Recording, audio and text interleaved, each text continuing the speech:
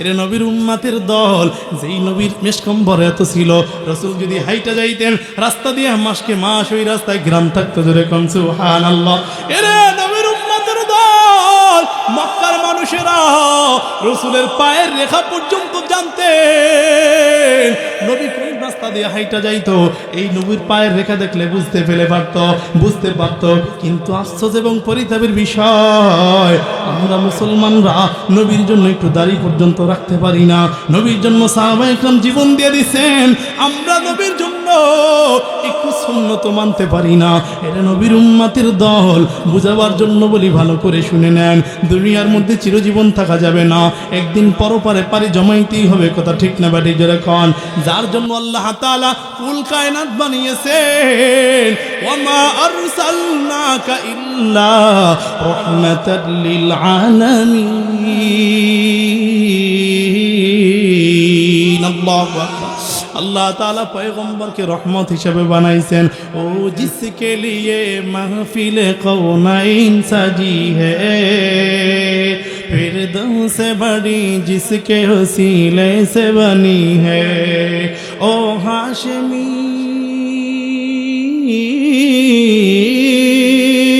ओ हाशमी मक्की मदनी अरबी है। ओ मेरा नबी, सबाई ओ मेरा नबी मेरा नबी मेरा नबी है। ओ मेरा नबी मेरा नबी मेरा नबी है। वो मेरा नबी है। ओ जिसके लिए महफिल कौनैन सजी है, फिरदौस से बड़ी जिसके वसीले से बनी है। ओ हाशमी ओ हाशमी मक्की मदनी अरबी है। ओ मेरा नबी मेरा नबी मेरा नबी है। ओ मेरा नबी मेरा नबी मेरा नबी है। वो मेरा नबी है। अहमद बे मोहम्मद है, वही ख़त्म रसूल है। मखदूम मुरब्बी है, वही वाली कुल है। उस पर ही नजर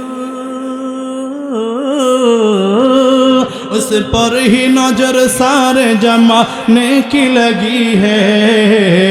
ओ मेरा नबी मेरा नबी मेरा नबी है।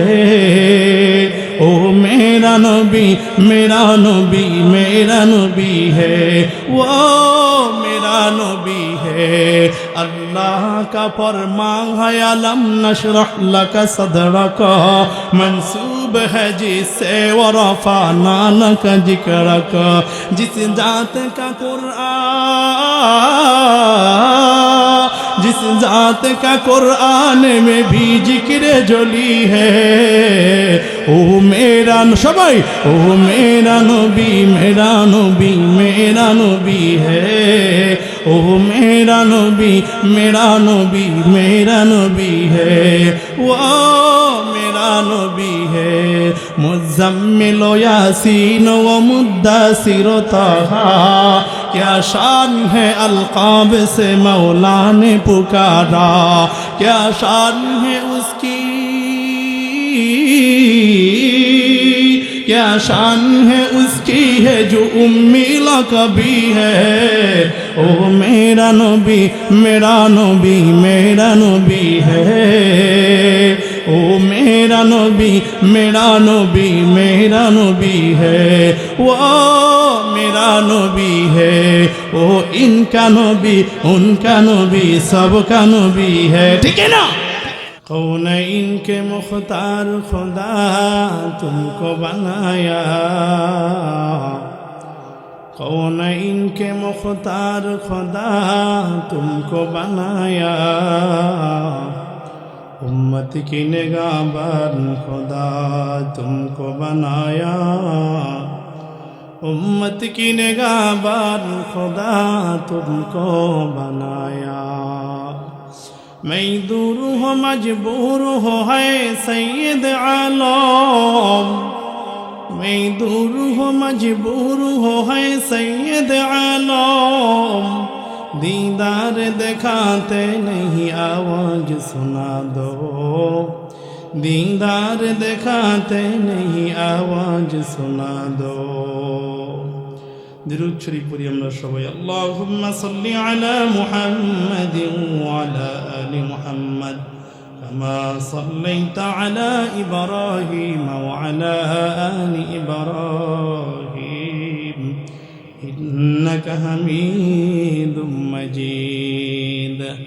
আল্লাহুম্মা বারিক আলা মুহাম্মাদিন ওয়া আলা আলি মুহাম্মাদ كما باركت على إبراهيم وعلى آل إبراهيم إنك حميد مجيد। بذكر الشهر جبيني در فروشاز ولدا ناظري معناك گوشاز نبلبل در غلش تسبیح خالص کہ ہر خالی بتشبیہش جبانے ذکر حق آمد غذائے روح را مرحمد دل مجروح را لا الہ الا اللہ۔ बीट कमाए दें साउंड क्लियर करें। ला इलाहा इल्लल्लाह ला इलाहा इल्लल्लाह ला इलाहा इल्लल्लाह ला इलाहा बोले हमारा एक बार ला इलाहा لا إله إلا الله لا إله إلا الله لا إله لا إله إلا الله محمد رسول الله। الحمد لله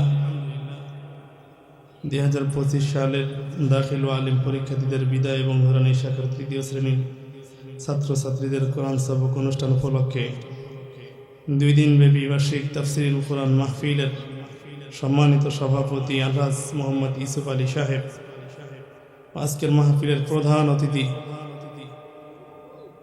হযরত মাওলানা আবু ইয়াহইয়া জাকারিয়া আল হুসাইনি সাহেব, আজকের মাহফিলের সম্মানিত পরিচালক আল্লাহ হযরত মাওলানা আবুল বাশার সাহেব, অত্র এলাকার মুআজ্জিজ মুকাররম উলামা ইকরাম, দূর দূরান্ত থেকে আগত আল্লাহ পাক রব্বুল আলামিনের আশিকিন জাকিরিন শাকিরিন মুহিব্বিন তথা মুরব্বিন আওয়াম, কলিজার টুকরা চ্যানেল ছোট ভাই যুবক বন্ধুগণ, পর্দার আলে শ্রদ্ধেয় সম্মানিত মা ও বোনেরা, আল্লাহ রাব্বুল আলামিনের লাখ কোটি শুকর ও সুজুদ আল্লাহ পাক রব্বুল আলামিন মাগরিবে নামাজের পর থেকে পর্যন্ত বসিয়ে রেখে দ্বীনের নিসবতে কিছু কথা বলবার এবং শুনবার জন্য আল্লাহ তাআলা আপনাকে আমাকে যাচাই করছেন, বাছাই করছেন, নির্বাচিত করছেন।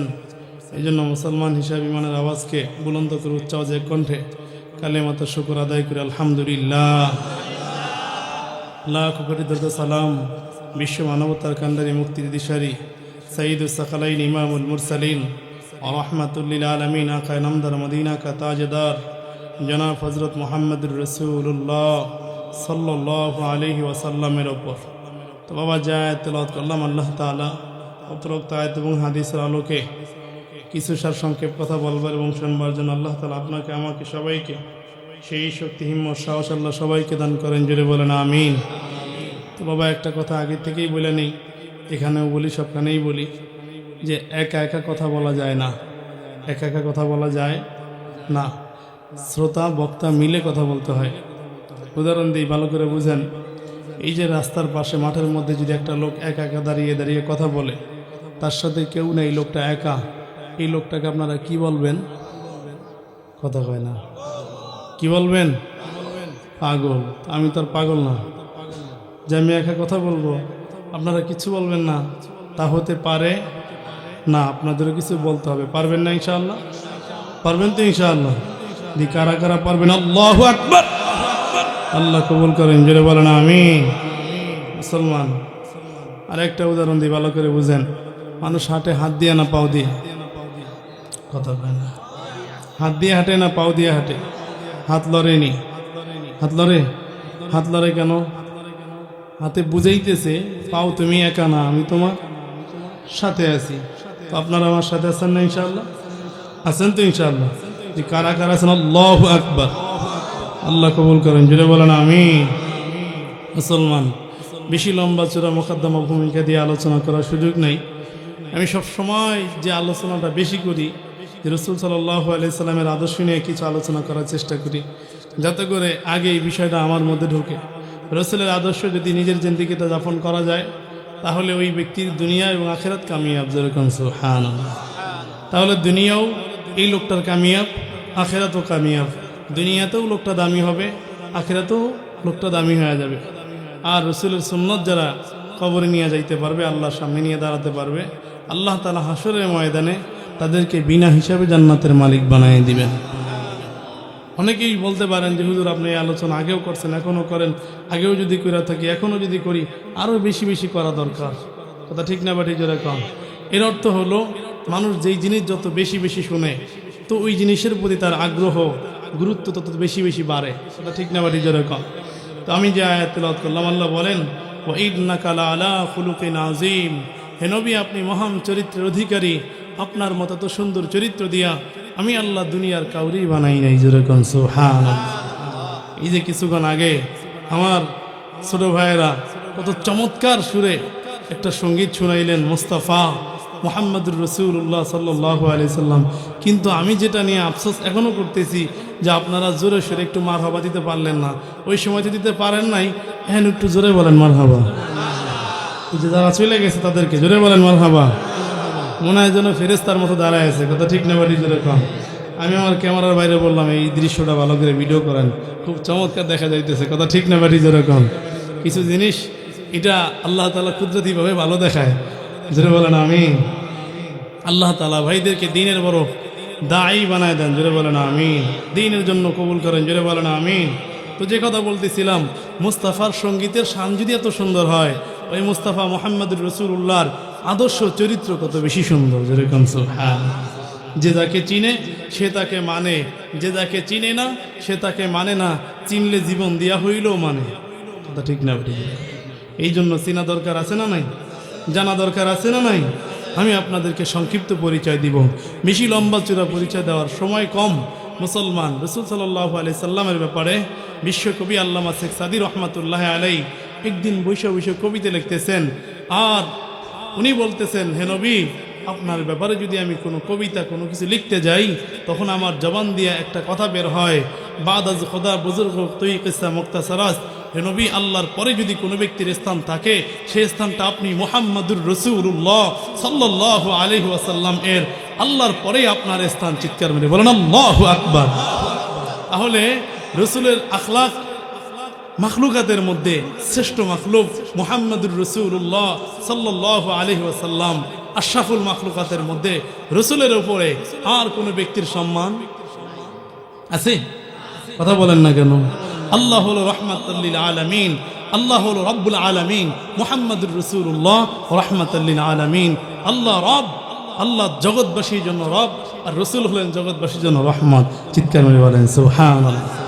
তো বাবা এই ব্যাপারে আমি আপনাদেরকে একটু যতটুকু সম্ভব, যতটুকু কর্তৃপক্ষের নির্দেশ হয় ততটুকু আলোচনা হবে। ধৈর্য ধারণ করে শুনবেন তো ইনশাআল্লাহ? শুনবেন তো ইনশাআল্লাহ? কারা কারা শুনবেন? আল্লাহু আকবার। আল্লাহ কবুল করেন। জোরে কোন আমিন, আর আস্তে করে বলেন আমিন। মুসলমান, আমি আপনাদেরকে সংক্ষিপ্ত একটা হাদিস বলে আলোচনার দিকে চলে যাবে ইনশাআল্লাহ। রাসূল সাল্লাল্লাহু আলাইহি সাল্লামের একজন সাহাবী হযরত বেলাল রাদিয়াল্লাহু তাআলা আনহু এর কাছে একবার একজন ইহুদি এসে কয়, বেলাল তুমি আমার একটু রাসূলের আদর্শের বিবরণ দাও, তুমি আমাকে একটু বলো রাসূলের আদর্শটা কেমন ছিল। তখন বেলাল রাদিয়াল্লাহু তাআলা আনহু ইহুদিকে পাল্টা প্রশ্ন করে, ইহুদি তুমি আমাকে যার ব্যাপারে প্রশ্ন করলা তার ব্যাপারে জবাব নেওয়ার আগে আমি তোমার একটা প্রশ্ন করি। বলে কি প্রশ্ন? বলে তুমি বলো আসমানটা কত বড়, তুমি বলো জমিনটা কত বড়, তুমি বলো পাহাড়টা কত বড়, তুমি বলো সাগরটা কত বড়।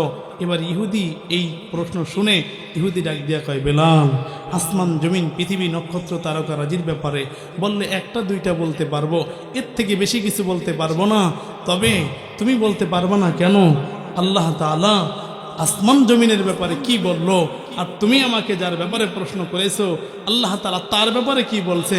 আমি তোমাকে যার ব্যাপারে প্রশ্ন করলাম আল্লাহ আসমান জমিন তার ব্যাপারে কি বলছেন, আর তুমি আমার যার ব্যাপারে প্রশ্ন করেছো আল্লাহ তাআলা তার ব্যাপারে কি বলছেন তুমি কি জানো? কয় না আমি তো জানি না। আল্লাহ তাআলা দুনিয়ার ব্যাপারে বললেন খলিল, ছোট্ট, এর থেকে ছোট আর হতে পারে না, মশার পাকের থেকেও ছোট্ট। এ দুনিয়ার দাম যদি মশার পাকের পরিমাণ হইতো আল্লাহ তাআলা ইহুদি খ্রিস্টান নাস্তিক মোরতাদ কাফেরদেরকে এক ফোঁটা পানিও পান করাইতেন না। কথা ঠিক না বাড়ি ধরে বলেন? দুনিয়ার কোনো দাম আল্লাহর কাছে নাই, এই জন্যই তো দুনিয়া কাফের মোরতাদদেরকে অনেক অনেক অনেক অনেক বেশি দিছে। আল্লাহ তাআলা তো জানাই দিছেন যে আমার বান্দারা যদি কাফের মোরতাদের সম্পদের দিকে তাকাইয়া আফসোস না করত, আমি আমার বান্দাদেরকে আরো মুফলিস বানাইতাম, আরো গরিব বানাইতাম। কিন্তু তাদের দিকে তাকায় তাকায় যে আফসোস করবে, নিঃশ্বাস পারবে, এই জন্য কিঞ্চিত কিছু কিছু দিছি। কথা ঠিক না বাড়ি যেরকম? দুনিয়ার দাম আল্লাহর কাছে নাই, আছে? আর দুনিয়া তলিবুহা কিলা, আর দুনিয়া জিফা তলিবুহা কিলাবুন, দুনিয়াকে তলব করনে ওলা কুকুরের মতো, মানে দুনিয়াটা হলো একটা মরক পচা। আল্লাহ বুঝার তৌফিক দান করে, যদি বলেন আমি। এবার বেলাল ডাক দিয়া কয়, তুমি দুনিয়ার ব্যাপারে বললাম বলতে পারলা না, অথচ তুমি আমাকে যার ব্যাপারে প্রশ্ন করেছো আল্লাহ তার ব্যাপারে কি বলছেন তুমি কি জানো? কয় না। আল্লাহ তার ব্যাপারে কি বলছেন বলো।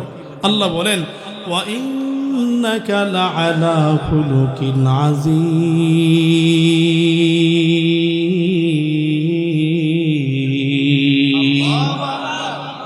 আল্লাহু আকবার, মানে আল্লাহ সবচেয়ে জোরে বলেন আল্লাহু আকবার, আর জোরে আওয়াজ করে বলেন আল্লাহু আকবার। আল্লাহু আকবার মানে আল্লাহ সবচেয়ে, আল্লাহর মতো বড় আর কেউ আছে? জোরে বলেন আছে, জোরে বলেন আল্লাহু আকবার, আর জোরে আওয়াজ করে বলেন আল্লাহু আকবার।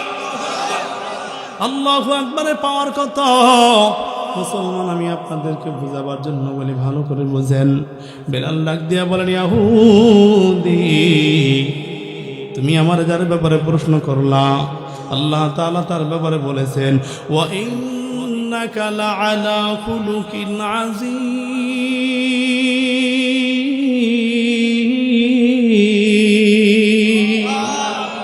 আল্লাহ বলেন আমার পয়গম্বর মহান চরিত্রের অধিকারী। চিৎকার করে বলেন সুবহানাল্লাহ। আমার পয়গম্বরের মতো তো সুন্দর চরিত্র দিয়া আমি আল্লাহ দুনিয়ার মধ্যে আর কোনো মানুষই বানাই নাই। যেরকম সুবহানাল্লাহ। এর নবীর উম্মতের দল ভালো করে বুঝাই আমার পয়গম্বরের ব্যাপারে। আম্মা জান আয়েশা সিদ্দিকা রাদিয়াল্লাহু তাআলা আনহার কাছে মদিনার মহিলারা গিয়ে জিজ্ঞাসা করেন, ও আম্মা জান পয়গম্বরের আদর্শের ব্যাপারে একটু বিবরণ দেন। আম্মা জান ডাক দিয়া বলেন, ও সাহাবায়ে کرام, ও মদিনার মহিলারা শোনো, আফাতাকরাউনাল কোরআন, তোমরা কি কোরআন পড়ো নাই? বলে হ্যাঁ আমরা কোরআন পড়েছি। বলে কোরআনের আদর্শই হলো আমার পয়গম্বরের আদর্শ। জোরে কোন সুবহানাল্লাহ। কোরআন যেটা করতে বলেছেন আমার পয়গম্বর করেছেন, কোরআন যেটা করতে বলেন নাই আমার পয়গম্বর সেটা করেন নাই। এর নবীর উম্মতের দল আমি আপনাদেরকে আরো ভালো করে বোঝাই, ভালো করে বুঝেন। আজকে দুনিয়ার মধ্যে আমরা পয়গম্বর মুহাম্মদুর রাসূলুল্লাহ সাল্লাল্লাহু আলাইহি ওয়াসাল্লামের আদর্শ মানতে চাই না। আমি মাঝে মাঝে বুঝাবার জন্য বলি, ভালো করে বুঝেন, ভালো করে বুঝেন। দুনিয়ার মধ্যে প্রত্যেক দলের নির্দিষ্ট একটা ড্রেস আছে। তাকায়া দেখবেন প্রত্যেকটা প্রতিষ্ঠানের আলাদা আলাদা ড্রেস আছে না নাই? র্যাবের মধ্যে একটা ড্রেস আছে, পুলিশ বাহিনী একটা ড্রেস আছে, সেনাবাহিনী একটা ড্রেস আছে, বিডিআরের একটা ড্রেস আছে।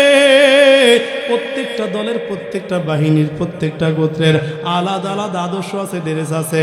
আমি আপনাদেরকে বুঝাবার জন্য বলি, ভালো করে শুনেন। তাহলে আমার পয়গম্বর মুহাম্মদুর রাসূলুল্লাহ সাল্লাল্লাহু আলাইহি ওয়াসাল্লামের একটা সুন্দর নির্দিষ্ট আদর্শ ড্রেস আছে না নাই? কথা বলেন না কেন, আছে না নাই? বলে কেমন আদর্শ ড্রেস? আমি আপনাদেরকে লম্বা চূড়া ভূমিকা দিয়ে বলবো না। কিছুক্ষণ আগে পয়গম্বরের উম্মতেরা কত চমৎকার সুন্দর করে একটা ড্রেস দেখায় দিছে, কথা ঠিক না ব্যাটি করে বলেন? এটাই হলো আমার পয়গম্বরের ড্রেস। বুঝাবার জন্য বলি, ভালো করে শোনো। যে যাকে চিনে সে তাকে মানে, যে যাকে চিনে না সে তাকে মানে না। চিনলে জীবন দিয়া হইল মানে, কথা ঠিক না ব্যাটি করে কয়? এ বাবা, আল্লাহ তাআলা পয়গম্বরকে কেমন মহাব্বত করেছেন, আমার পয়গম্বরকে কেমন ভালোবেসেছেন। পবিত্র কোরআনুল কারীমের মধ্যে 29টা হরফ আছে। 30 পারা কোরআনকে আল্লাহ সাজিয়েছেন 29টা হরফ দিয়া। জোরে বলেন, কয়টা হরফ দিয়া? 29টা হরফ দিয়া। কোরআন হলো 30 পারা, সাজাইছেন 29টা হরফ দিয়া। এই 29টা হরফের মধ্যে আল্লাহ তাআলা আমার পয়গম্বরকে মহব্বত করে করে 29টা হরফের মধ্যে আমার নবীর 29টা সিফত সাজায় দিছে। চিৎকার করে বলেন সুবহানাল্লাহ। বলে 29টা হরফের মধ্যে কেমনে সিফত সাজাইছেন? আপনি যদি আলিফ টান দেন, আমার নবীর একটা সিফত বের হয়ে আসবে।